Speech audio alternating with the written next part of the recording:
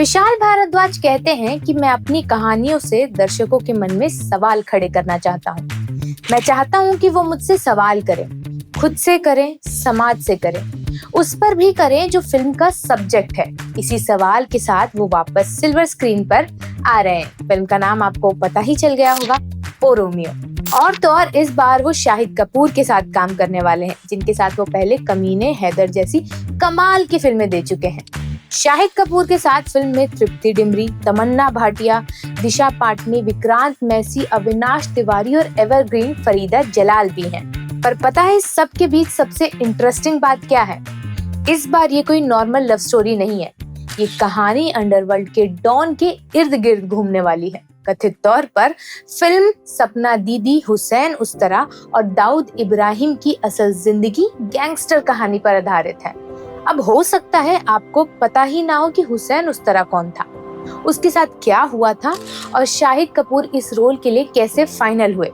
पर अगर आप ये वीडियो देखते हैं तो हो सकता है आपको एक ऐसी कहानी जानने का मौका मिले जो अंडरवर्ल्ड की दुनिया में आज भी याद की जाती है। तो हुसैन उस्तरा के बारे में जानने के लिए वीडियो आखिर तक जरूर देखिएगा। हाय, मेरा नाम है अन्नू और आप देख रहे हैं बजरबट्टू एंटरटेनमेंट। देखिए, अब तक तो आपने फिल्म का पहला लुक देख ही लिया होगा। पहले लुक के बाद कई लोगों का कहना था कि शाहिद कपूर फिर से वही कबीर सिंह वाले गुस्सैल रूप में चले गए हैं, पर असल में ये उससे कई गुना ज्यादा वॉयलेंट होने वाला है। इस पिक्चर में हुसैन के अलावा सपना दीदी का किरदार भी लीड रोल में दिखेगा, जिसे तृप्ति डिमरी प्ले कर रही हैं। सपना दीदी के बारे में भी हम जानेंगे, पर पहले बात शाहिद के किरदार की करते हैं।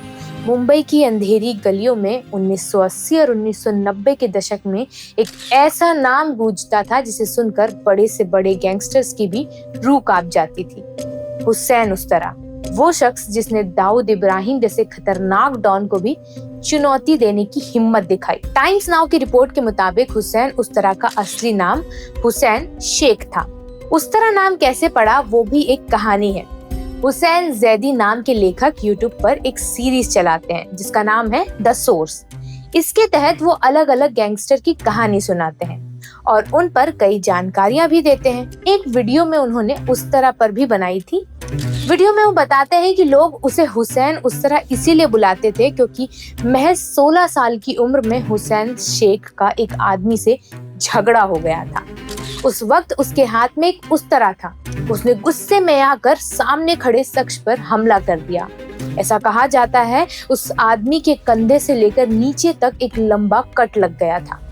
गंभीर हालत में उसे तुरंत डॉक्टर के पास ले जाया गया, लेकिन उसका घाव देखकर डॉक्टर भी हैरान रह गए थे। ऐसा इसीलिए क्योंकि ये चीरा सिर्फ एक सर्जन ही लगा सकता था, वो भी स्कैल्पल की मदद से।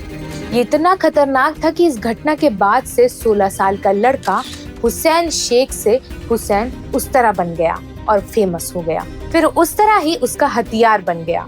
लोग पुराने जमाने में तलवारें चलाते थे, हुसैन उस्तरा चलाने लगा था। कहा जाता है कि उसने एक छोटे से गैंग को लीड करने से अपना गैंगस्टर करियर शुरू किया था। उसने अपने गैंग के साथ बापू खोटे स्ट्रीट, जो मुंबई के पायोधुनी इलाके में है, पर छिपकर दाऊद के खिलाफ जंग छेड़ी थी। उस वक्त पायोधुनी में हुसैन उस्तरा की तूती बोलती थी। लोग उससे घबराते थे। वो इसी एरिया में एक फ्लैट में रहता था जहां उसने अपना ऑफिस बना लिया था। हुसैन उस्तरा पर बन रही फिल्म में सपना दीदी का भी एक अहम रोल है। और आप जानना चाह रहे होंगे कि हुसैन उस्तरा और सपना दीदी का क्या और कैसा कनेक्शन है। तो इस कहानी में सपना दीदी का किरदार भी बेहद अहम है, जिसे तृप्ति निभा रही। असल जिंदगी में सपना दीदी का अंडरवर्ल्ड से कोई सीधा रिश्ता नहीं था। वो अपने पति महमूद के साथ एक सामान्य जिंदगी जी रही थी, लेकिन महमूद की हत्या ने उनकी जिंदगी की दिशा बदल कर रख दी। माना जाता है कि पति की मौत के बाद बदला लेने की आग ने उन्हें हुसैन उस्तरा के करीब ला दिया और यहीं से अंडरवर्ल्ड की सबसे खतरनाक साजिशों में एक महिला का नाम जुड़ गया। विशाल भारद्वाज की फिल्में अक्सर किसी को हीरो या विलेन की सीधी लाइन में खड़ा नहीं करती। ओ रोमियो भी शायद वही करने वाली है। ये फिल्म सिर्फ गैंगस्टर की कहानी नहीं होगी, बल्कि सत्ता, बदला, हिंसा और नैतिकता के बीच उलझी इंसानी कमजोरियों की पड़ताल करेगी। और शायद इसी वजह से शाहिद कपूर इस किरदार के लिए फिट बैठते हैं, क्योंकि ये रोल सिर्फ ताकत नहीं मांगता, टूटन भी मांगता है। और हाँ, ये रोल पहले उन्हें ऑफर नहीं हुआ था। ये रोल उनसे पहले कार्तिक आर्यन को दिया जा रहा था, बट आखिर में शाहिद ही फाइनल हुए। वीडियो फिलहाल यहीं तक, मगर अगले एपिसोड में हम जानेंगे कि अशरफ खान कैसे सपना दीदी बनी और क्यों उन्होंने सीधा दाऊद नाम की मुसीबत से पंगा लिया। ये वीडियो अच्छा लगा है तो चैनल को सब्सक्राइब करिएगा और देखते रहिए बजर बट्टू एंटरटेनमेंट।